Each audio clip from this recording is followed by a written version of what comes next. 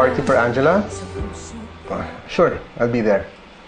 Actually, Dr. Francis made a request kung pwede daw na yayain yung mga kasamahan niya para naman mas komportable si Angela. Sige, sasabihan ko. Thank you. Count me in. I'll be there for Angela. Mauna na rin yung buho. Okay, we're right. Thank you. Sir. Sige.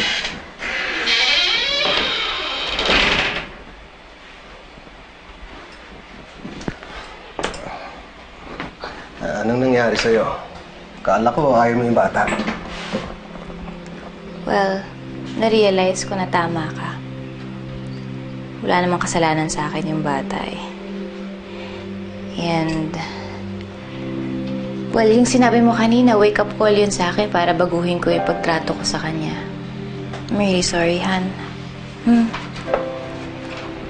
happy to come to your senses. Pero hindi ka dapat magsosorry sa akin. Hindi naman ako yung sinungitan mo eh. Pero pinag-awayan pa rin natin kanina. Alam mo naman, ayaw na ayaw kung nagkakatampuhan tayo. Sorry na, ha? Okay.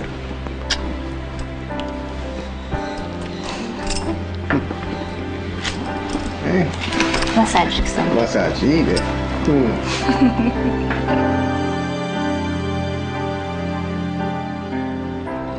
Okay lang, si Angela. Ay, sir, ayan o. Kanina pa nakatulala. Tatamad-tamaran po yata eh.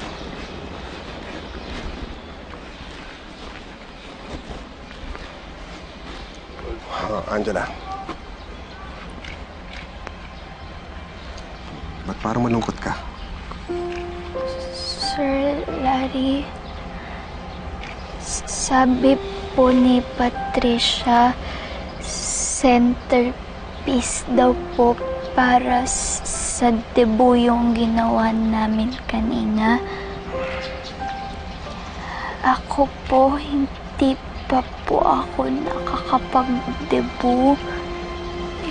Hindi pa po ako nakakapag-birthday. Bakit po ganon?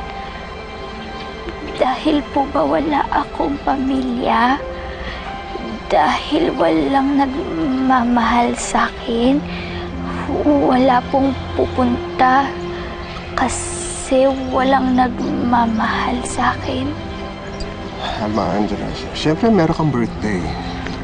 Hindi lang natin alam kung kailan dahil hindi mo naalala. Pero may good news ako sa'yo. May party para sa'yo. Hindi to debut o birthday, pero party para sa'yo. Talaga po? Oo, kaya huwag ka na malungkot. At huwag mong isipin na wala nagmamahal sa'yo, ha? Pupunta kami doon. Oo nga, Angela. Nandito kami ng Sir Larry mo. Di ka na po galit sa akin, Mama Margaret?